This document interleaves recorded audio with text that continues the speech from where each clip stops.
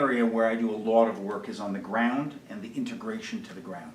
And this is incorporating mostly Cossack, Slavic martial art work, but also some elements of Dumag, some elements of Silat, some elements of yoga, and I fuse them together.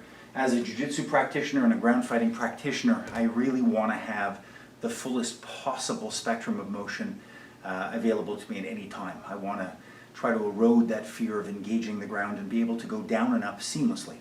I think Moshe Feldenkrais said it most beautifully in his foreword to the book Higher Judo. He discusses the genius of working on the back in judo, or in jiu-jitsu for that matter. Because by working on our back, we liberate ourselves from the shackles of gravity and the limitations on our body. We force our mind and our body to explore the world anew, like a newborn child, using our legs in an arm-like manner. And it gives us just so many avenues to self-discovery and body opening and body strengthening. So, there are many, many cardinal positions on the ground. I'm going to perform just a very brief summary of some of the key ones. If you would like a deeper treatment, if you check out my ICSA requirements for ground mobility, particularly level 2, but I would say 1 through 3 are quite solid, but especially level 2 for this type of work. That's probably the most comprehensive treatment, but I'll give you nevertheless a quick introduction to the positions and highlight what the advantages of using clubs are on the ground.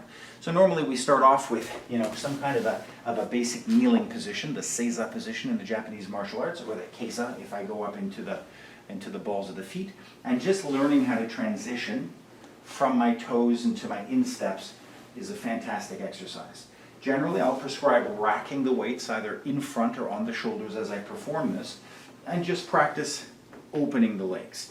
Seeing that I can go from a symmetrical kneeling sitting position, balancing on the knees, balls of feet, and then see am I able to open and lift one. That's one of your first beginning exercises.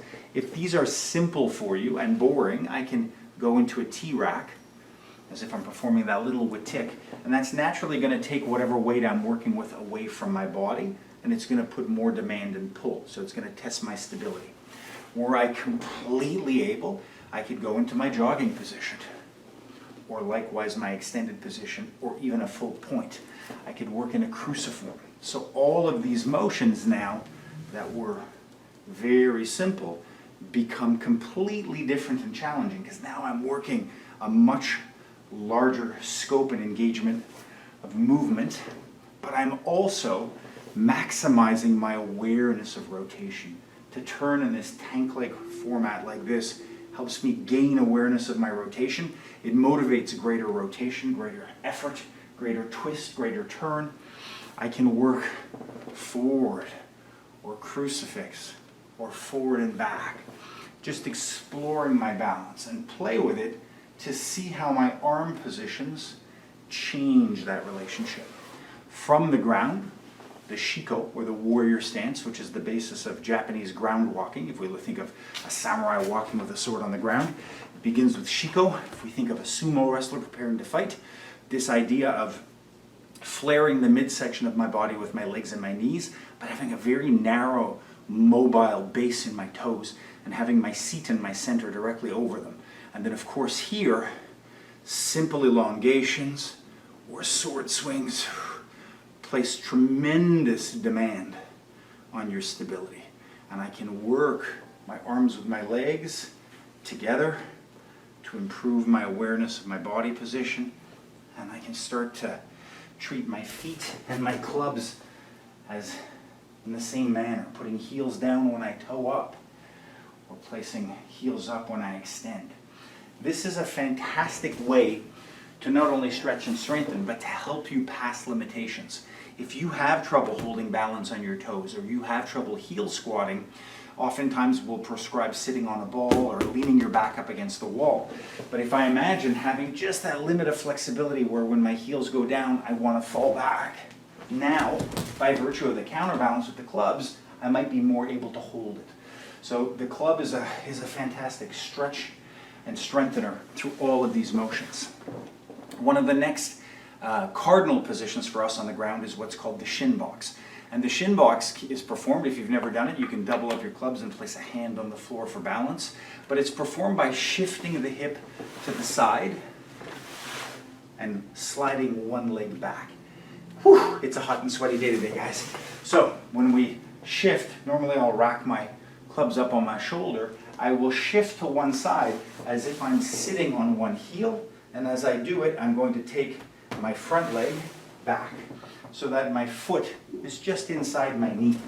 When I perform the shin box, there's a tendency to kind of want to sag. But what I'd like to do is have the straightest possible spine, and so the club can, again, mirror and emphasize that alignment, nice and straight. Or if I'm not able to handle it, if my hip is too tight, I will lean off to the side. So rather than post and lean and be kind of lazy about it, I can use my clubs to emphasize the weight in the lean. I can counterbalance with the clubs, with one or with both to get a deeper stretch. So the simple idea of returning to alignment in a shin box and extending away is a great way to work your clubs at the same time as you work your ground mobility.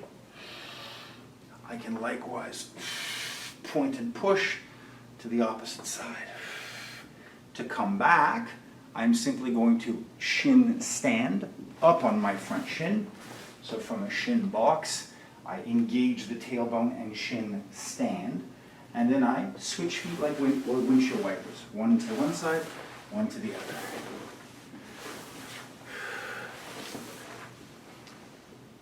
And so this basic stretch is so fundamental and so instructive on the ground.